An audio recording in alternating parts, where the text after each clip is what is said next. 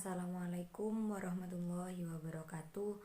Perkenalkan, nama saya Hasni Nurlaili dengan NIM T 2019-1071. Saya di sini akan menerangkan tentang prosedur dari instrumen sikap. Pelaksanaan penilaian kompetensi sikap biasanya dilakukan oleh guru mata pelajaran untuk dijadikan laporan kepada wali kelas. Secara umum, pelaksanaan sikap ini sama dengan kompetensi pengetahuan dan keterampilan.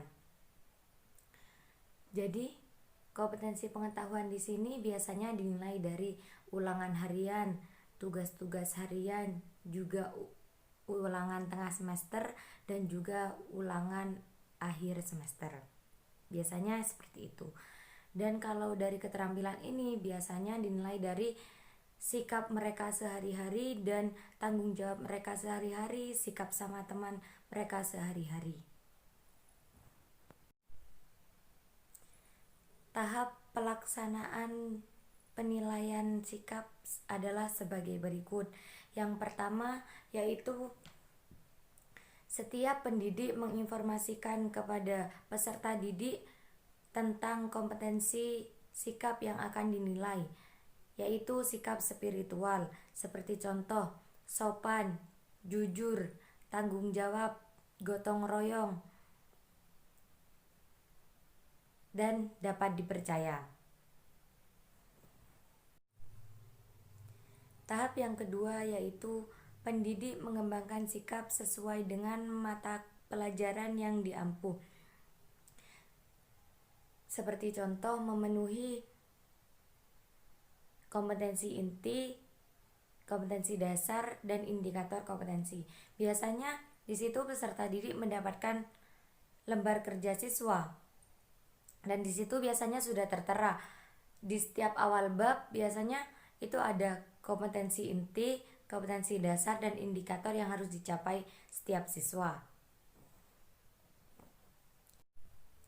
Yang ketiga yaitu memberikan penjelasan tentang kriteria penilaian. Pada poin kedua itu tadi sudah ada tentang indikator kompetensi, kompetensi inti, dan kompetensi dasar. Di situ jelaskan kepada siswa agar siswa dapat memahami apa yang harus dicapai dalam bab ini gitu. Jadi siswa di situ mengetahui apa yang harus kita lakukan dalam satu pertemuan ini, pertemuan besok, dan juga pertemuan lusa gitu misalnya. Dalam satu bab itu biasanya terdapat 2 kali pertemuan atau 1 kali pertemuan. Yang kelima yaitu memeriksa dan mengelola hasil penilaian. Jadi di situ adalah tugas pendidik untuk memeriksa dan mengelola nilai-nilai yang telah siswa capai, seperti merekap nilai tugas harian, juga sikap-sikap yang harus ditentukan gitu. Dan harus sesuai dengan indikator-indikator yang telah ditentukan pada poin 2 dan 3. Yang kelima yaitu hasil penilaian diinformasikan kepada peserta didik. Jadi di sini pendidik itu wajib memberitahukan nilainya kepada peserta didik. Guna apa? Untuk peserta didik mengetahui apa kekurangan dan kelebihan mereka. Jadi di sini jika peserta didik itu mengalami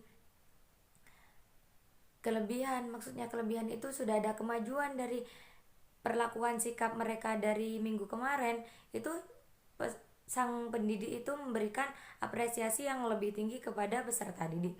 Jika dia masih kurang dalam instrumen sikap ini, pendidik itu memberikan motivasi agar pendidik itu bisa lebih meningkatkan sikapnya lagi, seperti itu. Yang terakhir adalah pada akhir semester nanti pendidik itu merekap nilainya itu bisa dalam bentuk grafik setiap minggunya. Jadi di sini gunanya apa? Untuk mengetahui peningkatan setiap minggunya dari penilaian peserta didik tersebut. Sekian, terima kasih. Wassalamualaikum warahmatullahi wabarakatuh.